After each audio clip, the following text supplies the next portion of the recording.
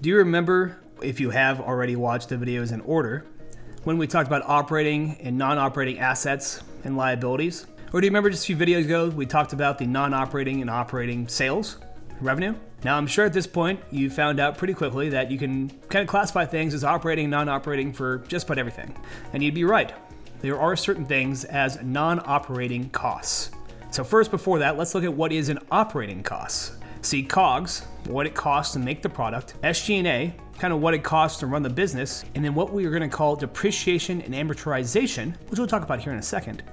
Those three categories of costs are operating costs. Everything else is non-operating costs.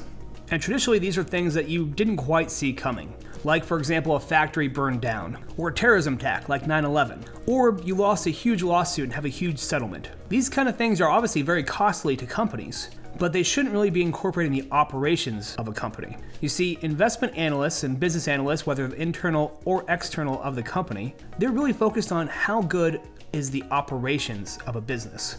Like every once in a while, everyone's gonna get a little bit of bad luck and everyone's gonna get a little bit of good luck. Hopefully you see more good luck than bad luck, but the same thing happens to companies. While Katrina, for example, really hit New Orleans hard, New Orleans companies were hurt pretty poorly. Was it their fault? No. This is kind of bad luck. So business analysts actually take that into consideration when they analyze businesses. They kind of strip away the non-operating costs and they look at what are the operating costs of a company and how well is the company working on those operations.